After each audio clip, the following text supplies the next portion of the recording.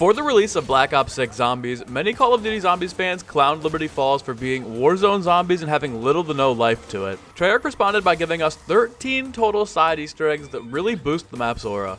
In this video, I'll be showing you how to complete every single side Easter egg on Liberty Falls. Before we get into the video, make sure to leave a like and subscribe for more Call of Duty Black Ops 6 Zombies content. Let's get into all these side Easter eggs. Kicking things off, we have what I think is the coolest side Easter egg on the map, which is Mr. Peaks' bowling challenge. In order to access this minigame, you'll have to find and shoot 5 different pairs of bowling shoes that are outside of the map. The first is in the gas station in the spawn on the counter, the second is in Frank's hardware store on the shelf, the third is under the chair in the groundskeeper's house, the fourth is behind the cemetery hanging from a tree, and the last one is on the casket inside of the funeral home. After all 5 are shot, you'll be teleported into the bowling alley and have 2 minutes to try to hit as many zombies and pins as you possibly can. After the minigame is over, Mr. Peaks will present you with a trophy based on your total score. Bowl a 250 for the Deadwood achievement, and bowling a perfect 300 will give you a Dark Ops challenge. Next up, we're going to be building the fabled jet gun. I'm counting this as a side Easter egg, even though it's needed for the main quest because of a few other side Easter eggs that actually require you to have the jet gun. The first part is the handbrake, the second part is the water pressure gauge, and the last part is the wire spool. You of course can do these in any order, but for the sake of the video and keeping a linear experience in-game, we'll be starting with the handbrake. In order to get the handbrake, you'll have to first make your way to the graveyard. Hang out here for a while and be on the lookout for the groundskeeper. It's easy to tell which zombie he is if you have the zombie indicators on, but I turn them off in my game. So basically just look out for a farmer zombie that isn't following the rest of the horde. Once you spot him and kill him, he'll drop you with a tool shed key. Pick it up and follow the road off the left side of the graveyard.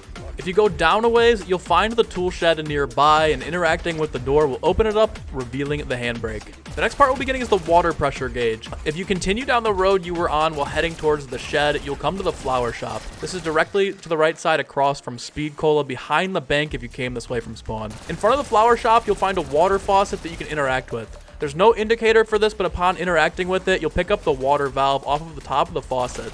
Take it to the bowling alley, and on the right side of the lanes, you'll find this box on the wall that a light is shining on. If you biff the box open, it'll reveal a water pressure gauge. Insert the water valve onto the gauge and begin turning it. While you're turning it, zombies will begin to spawn everywhere, even if you've left only one zombie in the round. If you're struggling, I'd suggest just hoarding up the zombies, wiping them all off, and then while they're respawning, keep turning the valve and chipping away at it. Once it reaches max pressure, it'll break off from the box and you can pick it up.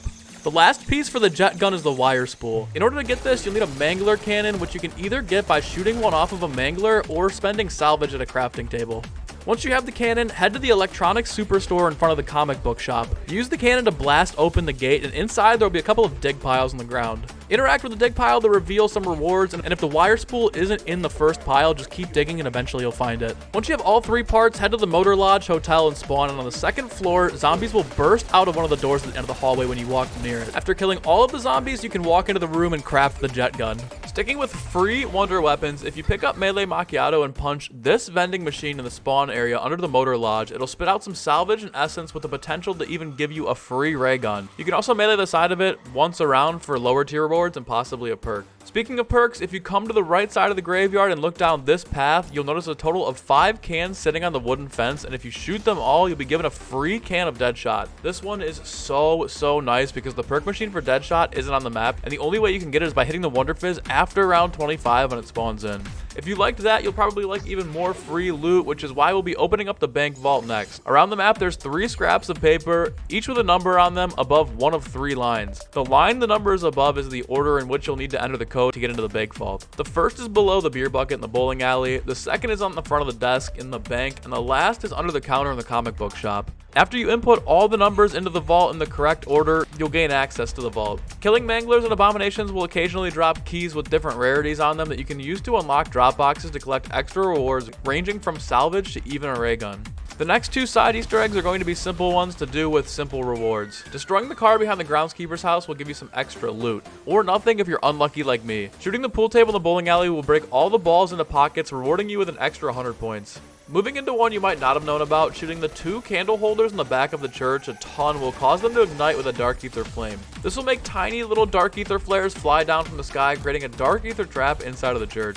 The next side Easter egg is already an all-time classic, as you'll be able to turn into and play as the Aetherella trap. You'll need to take the jet gun and collect 9 different Aetherella figures that are scattered around the map. 4 of them are located inside of the comic book shop, 1 is on the Motor Lodge motel sign, 1 is on the overhang above Liberty Lanes, One is in the stained glass window in front of the church, one is on the AC unit above the flower shop, and the last is located inside of the air duct in the building across from the hop down of the Alamo. After all 9 are collected, you'll unlock the World Domination achievement and you'll be able to play as Aetherella. Additionally, if you activate her trap while you're playing as Aetherella, you'll receive a massive speed boost.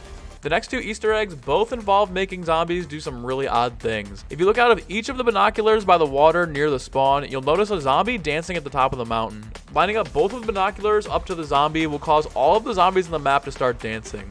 Now if you head to the church and throw a grenade at the top of the bell tower, zombies will begin to rain from the sky. This is actually so dope because they drop essence, salvage, and score streaks, which are great for the low rounds. You can also find a few free power-ups around the map. Spawn an insta-kill, shoot the head on the back of the church. To spawn a bonus point, shoot the AC unit on the side of the comic book shop.